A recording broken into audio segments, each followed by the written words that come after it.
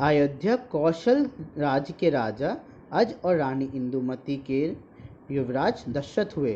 ऋषि वशिष्ठ ने उनको शिक्षा दी। दशरथ जब बड़े हुए उनको राजा बना दिया गया। एक बार राजा दशरथ वन में शिकार खेलने गए। वन में नदी से उनको घर घर की आवाज़ सुनाई दी।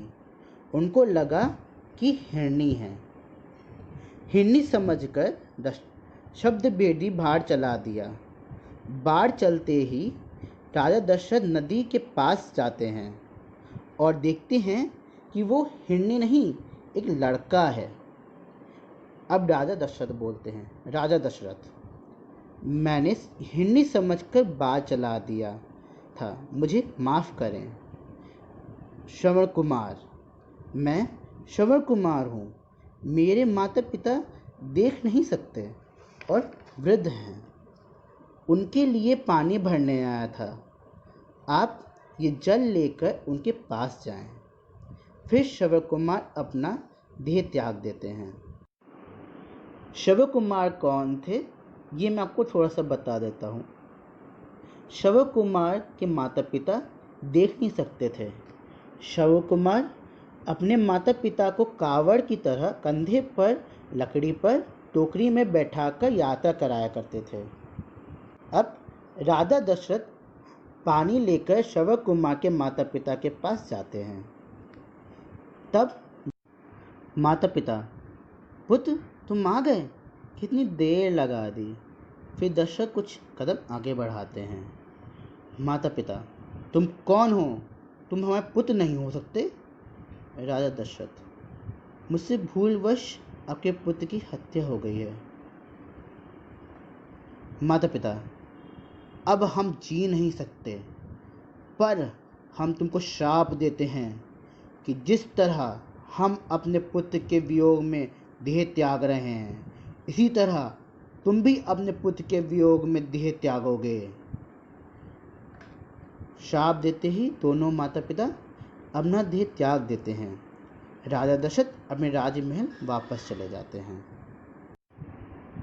राजा दशरथ की शादी उत्तर कौशल के राज, जो छत्तीसगढ़ कहलाता है, उसके राजा सुकौशल की बेटी कौशल्या से हुई और राजा दशरथ जी ने रानी केकई और रानी सुमित्रा से भी विवाह किया।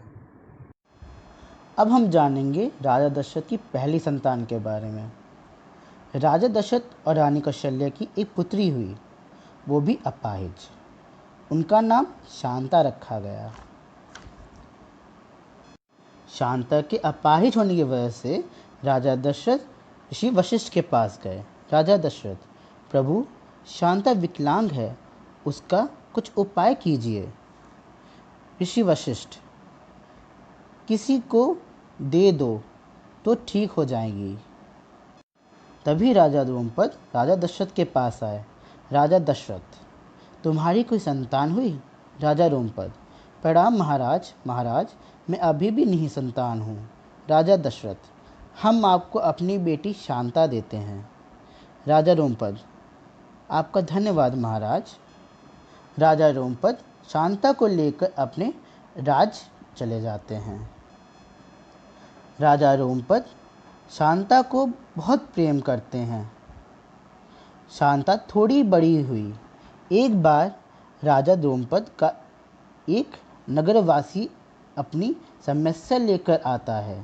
तभी उस नगरवासी ने देखा कि राजा द्रुपद शांता के साथ इतना व्यस्त हैं कि वो किसी और पर ध्यान ही नहीं दे रहे हैं। यह देखकर वो नगरवासी सभी नगरवासियों को बताता है कि राजा को हमारा ध्यान ही नहीं है, उनको बस राजकुमारी शांता का ही ध्यान है। तभी सभी नगरवासी क्रोध में कहते हैं, हम सब ये नगर छोड़कर चले जाते हैं।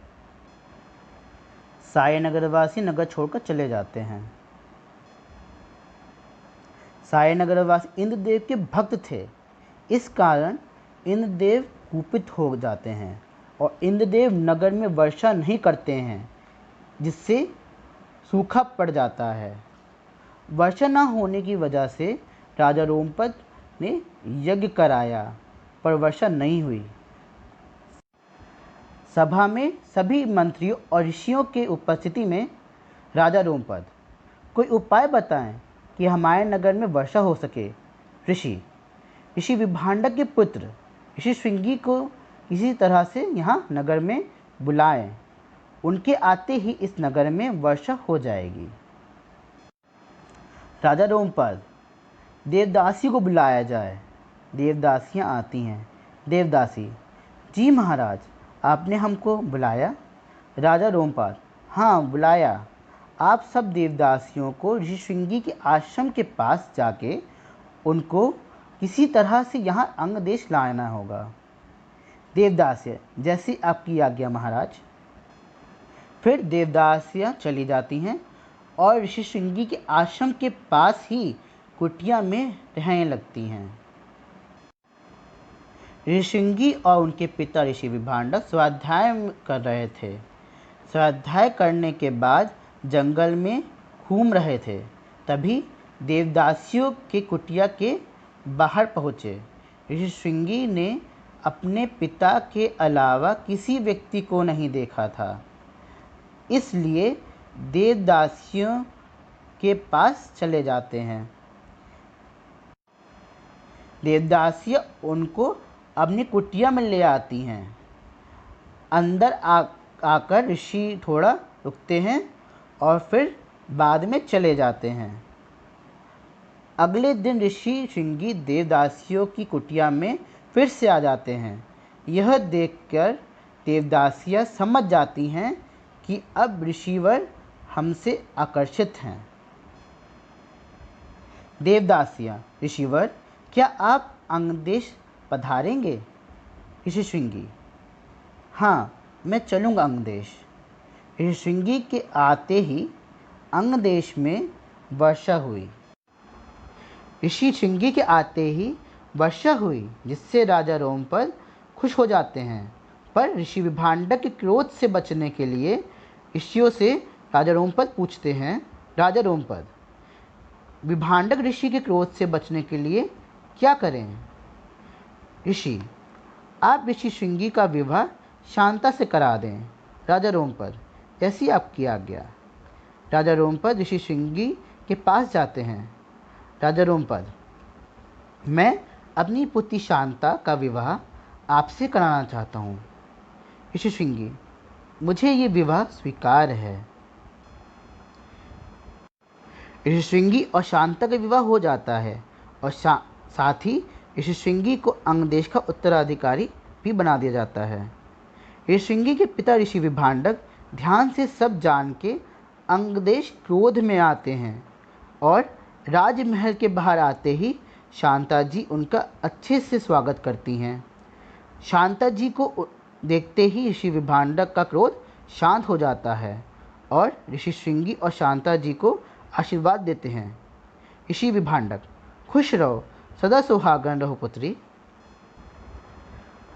ऋषि विभांडक आशीर्वाद दे के चले जाते हैं।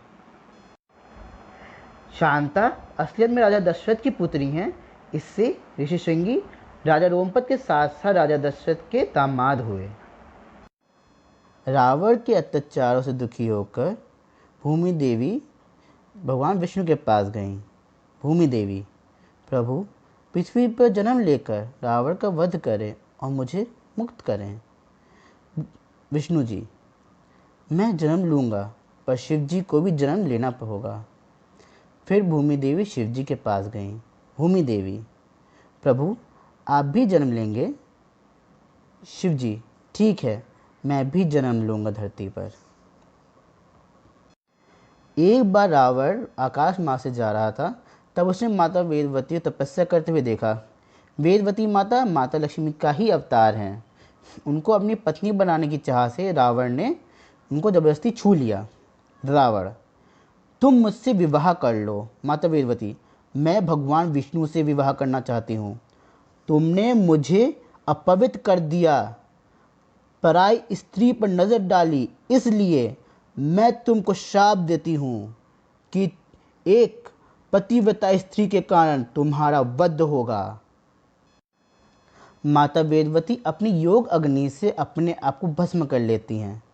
भस्म होने के बाद वेदवती माता की राख रह जाती है, जिसे रावण पास ही नदी में बहा देता है। बहाते ही उस राख से कन्या उत्पन्न होती है। वो माता का अगला जन्म होता है, अवतार होता है। माता लक्ष्मी का ही अगला अवतार है ये, जिसे रावण अपने साथ लंका ले जाता है। जैसे ही रावण लंका पहुंचता है, वैसे ही महारानी मंदोदरी उनके हाथों में कन्या को देख के खुश हो जाती हैं और उनकी मोहरी सूरत देख के मन ही मन उनको अपनी पुत्री मान लेती हैं। रावण के राजगुरु कन्या को देखते ही कहते हैं, राजगुरु, ये कन्या लंका के लिए सही नहीं है, यहाँ से निकाल दो वरना विनाश हो जाएगा रावण सेनाओं से। इस कन्या को समुद्र में डुबा दिया जाए। मंदोदरी मन ही मन में दुखी हो जाती है, पर कुछ बोलती नहीं। सैनिक उस कन्या को समुद्र में बहा देते हैं। समुद्र देवता कन्या को लेके भूमि देवी को दे देते हैं। भूमि देवी कन्या को ले जाकर मिथिला की धरती के अंदर ही रख देती हैं। माता वेदवती माता लक्ष्मी का ही अवतार हैं और जिनको ये मिथिला में रखती हैं, ये आगे चलकर सीता ही बनती हैं। ये सीता ही हैं असल में, और कोई नहीं है।